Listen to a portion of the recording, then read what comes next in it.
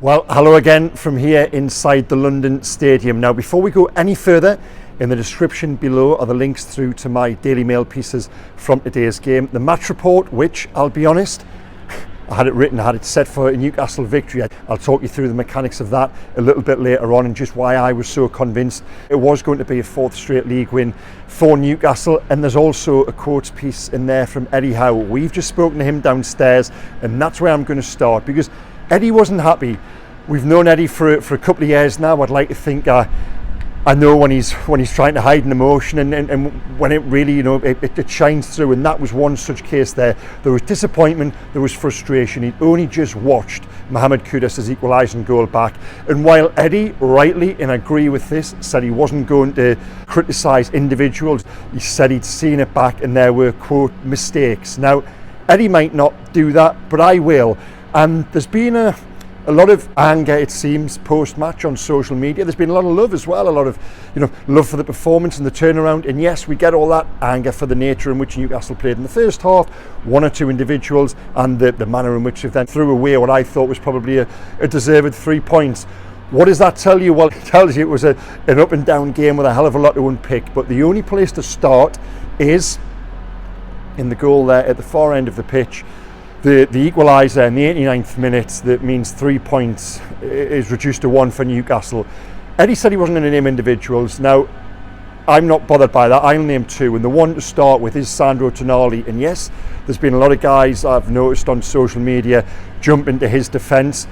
Okay, I get that. He's new to the team, he's new to the country, he needs time. There's been flashes of some good. I thought he was okay at best here today, I'll be honest, but what he does for the goal just isn't good enough. I don't care whether you're new in a country, you've been here 2 minutes, you've been here 20 years. If you're a footballer and you cover the ground like he did get there, and then he stopped. I don't know why he did. It was so weak in the end. And if he puts his body on the line, he's just got to put his foot on the line, really. All it took was an extension of his leg to continue the run he had made. If he does that, he blocks the shot, and Newcastle come out of here as 2-1 winners. Now, to retrace seconds before that, Eddie said there were a couple of mistakes. I think the other one is, he mentioned midfielders, the other one is Sean Longstaff is clearly committed too far forward. The 89th minute, if you watch the goal back, you see Longstaff coming into shot. He's chasing play. Bruno then shuffles over to the left, Newcastle's left, where Kufal is attacking. Now, at this point, if you press pause, and I'm going to go full Monday Night Football here, but I often ghostwrite Graham Souness's column for Mail Sport, and the one thing, I know Graham wasn't the most popular manager in Newcastle, don't all shout at the screen at once, but he's an excellent columnist, and he does talk a lot of sense, especially when it comes to the art of defensive midfield. And one thing he always says to me is, your primary job as a defensive midfielder is to, quote, sense danger. It's to sniff out and put out fires before they take a blaze. Now, if you press pause as West Ham are attacking, Newcastle are 4-on-4 at the back. There's 4 defenders, 4 attackers, plus Sandro Tonali. There's then a great big hole. Now, I'm not saying it's Tonali's responsibility to have tracked Kudus. I don't think it is. I think that would have been a Sean Longstaff who's committed forward, or even Bruno who's then caught and goes out wide. But it's happened. There's a big space there, and that is, if West Ham are going to have a shot, that is the area the space is going to come from. Kudus populates it. Tonali is, I think, initially too slow to react in terms of, I think he should have been there in that space to begin with. But nonetheless, Kudus takes a touch, it bounces up, and Tonali then actually does the right thing. He does well. I think he gets across. But at the point of getting there, he stops, and that is when the substitute finds the bottom corner, and as I say, 3 points into 1 for Newcastle, and it's, for me, I'm angry because it's rip up your intro time. I had it all committed. First half Championship, second half Champions League, and that's the sort of game it was for Newcastle, because let's go back to the start. The first half, they were poor. They didn't show. Eddie Howe called it a hangover from the midweek elation of the 4-1 win over Paris Saint-Germain. It's understandable, of course it is, but on the back of that elation, there was what felt like deflation here. That was on the pitch, and honestly, I thought in the stands as well. Now, as good as the away supporters were in the second half, I thought in the first half it was really subdued for some reason, and we're sat here and we've got a great advantage of the acoustics. In fact, the whole stadium was subdued. It felt like two teams were played in Europe, playing on a very hot Sunday afternoon. It was almost like a pre-season friendly. At times it was boring for some of it, and West Ham take the lead, and Newcastle just didn't have any energy about them. It seemed like the pitch, I mean, look at it from here, but the pitch seemed absolutely huge, so far apart. When Newcastle's players, Alexander Isak was hopelessly isolated, and it wasn't a good opening at all. And saying that, they still had 70% of the ball in the first half. It was just possession without purpose. West Ham take the lead. It's Paqueta's. I thought Paqueta was really bright. Paqueta's ball in behind. Lascelles is caught underneath it. Nick Pope then makes the decision to come out, and he's only going to achieve one of two things. He's either going to give away a penalty or leave himself stranded. I don't think the percentage of him winning the ball is actually really low. Turns out Emerson's touch is perfect. Round Pope, squares it, Souček puts it in. Now, Newcastle were lucky for the remainder of the 45 on account of two things. One, that I thought West Ham themselves weren't 100%. If they are, they'd probably go and get a second or perhaps even a third. So off it with Newcastle. They didn't. Two as well, Bruno Guimaraes stays on the pitch. Now, the two yellow cards, I'm sorry, I'm sat there, instinct. It's a second yellow it is. Now, if those two offences aren't only 2 minutes apart, the referee, Peter Banks, gives two yellows. I think he does, That makes it wrong, but we see it all the time, don't we?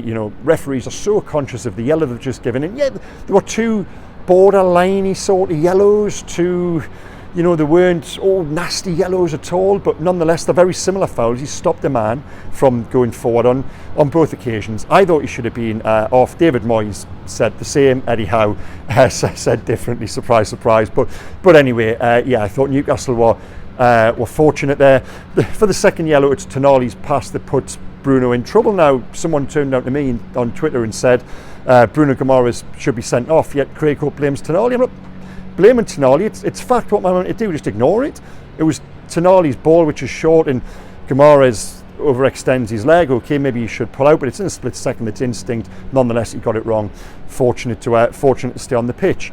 But then they're going at half time, and they're sent out early for the second half, and they're out there a good 2 or 3 minutes before West Ham. And by the time Newcastle have scored twice in the 62nd minute, West Ham still haven't shown up. I thought Newcastle were sensational during that opening period. And let's talk about that, because it shows real character. And the challenge after PSG wasn't necessarily physically for me. I thought it was emotionally. And they looked like a team in the first half who were emotionally drained. How do you go from the elation of that? We stood in the mix zone talking to Dan Burn, Sean Longstaff, until after 11 o'clock, half 11 at night on Wednesday, and they all said the same thing. That was a dream, and of course it was brilliant. It was a great night, but how do you then pick yourself up and go again? And as I say, I think that's a mental challenge as much as it is a physical one. These guys are physically fit. I don't think it was physical. It was just they didn't seem to have that drive and that enthusiasm and that lust to go after a game like they did on Wednesday.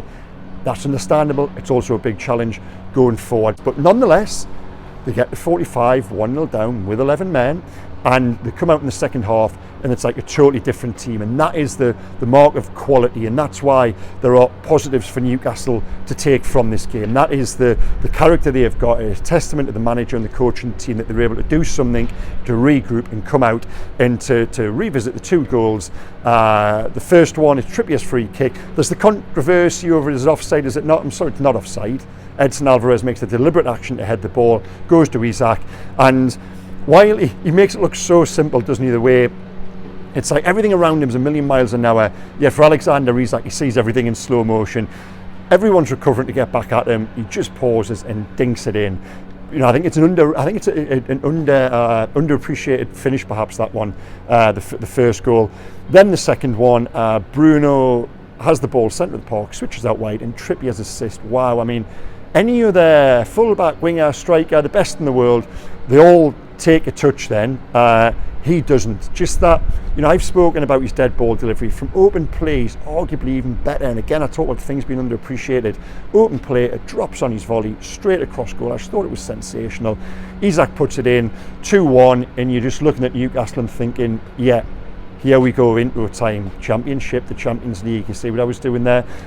Even after that, Isak goes around the goalie, hits the post. Now, when Isak misses that chance, you're not necessarily sat there thinking, oh, that's going to be significant. I honestly thought Newcastle are still in control here, and like I say, I'd committed to the tone of my report, and then that happens in the 89th minute, and we speak to Eddie downstairs there. He wasn't happy, and I know why, because that for me is a poor soft concession. Yet, in the wider scheme of things, it is 7 matches unbeaten on the back of those 3 straight defeats when they were getting a bit of a kick in, when things were low. We've responded as they do. There's a need for perspective, and there's a need for appreciation, and a need for praise as well. That is one goal which has changed the complexion of this one, but overall, I'd say Newcastle remain in a very good, excellent place, and the 2-week break has probably come at a good time, because maybe they were just running out of puff there a little bit on the evidence of what we saw in the first half. Bit of news, Joe Linton hasn't trained this week.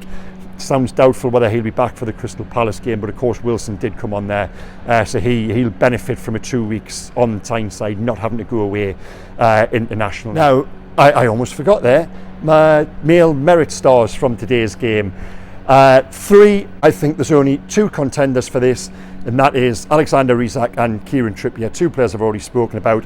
I'm going to go for Isak. I think Isak deserves the 3 stars, purely because he had every reason to be really frustrated after the first half. As I said, his teammates were nowhere near him. He was switched out left. There was a marginal improvement. He had a couple of dribbles, but still, it wasn't, the service to him wasn't good enough for him to recover from that and come out the way he did and put himself in the right positions. 2, they might look like easy finishes, but there were 2 really cool right place, right time poachers finishes. Isak for me gets the 3 stars. 2, Kieran Trippier, again, the form and the contribution he is making at the moment and the standards he is setting for me is higher than it's ever been at Newcastle. 2 stars for Kieran Trippier, and 1, now this for me was a toss-up between Dan Burn and Bruno Guimaraes. Dan Burn, who I thought did well against Jared Bowen in the England squad. I thought Burn had a good game, had a very decent game. But I'm going to go for Bruno. And while Bruno, like I say, was fortunate with those probable 2 yellows and his contribution in the goal at the end, I don't know, I find it too hard to blame him for that one. I thought again there was another good display in the middle of the park of using the ball well, of switching it, of being involved. It's his brilliant pass for Trippier that leads to Isak's second goal. For me, Bruno gets the last remaining 1 star. Now, yeah, I'm pretty breathless after that. I've talked non-stop for 13 minutes because that was a pretty breathless sort of second half. In the community tab this week as well, guys, I'm going to let you have your say on who you thought was the best player there, and also a little bit of discussion about the goal that was conceded, where Newcastle are at. The debate on here is always brilliant. It really is. I can't thank you guys enough. Again, in terms of thanks, thank you for all the likes, all the subscriptions. Please keep on doing that and keep on clicking through to our mail platforms as well. Loads of content to come on there. The Twitter Spaces last week was brilliant. Nearly 2,000 or more of you tuned in. We'll be doing another one of those very shortly as well. I'll keep you posted on here, and like I say, on my community tab, where you'll get all the latest news on what's happening on this channel and across, like I say, all of our mail stations as well. So thank you again for watching, guys. I'm going to run for the train now. Time, I think I've timed it quite nicely for 1 quick pint in King's Cross. If you're there, please come and say hello. After talking, I really do need a drink for that long. So yeah, thanks again for watching, guys. Safe trip back up to Newcastle, and we'll speak again soon. Okay, take care. Bye bye.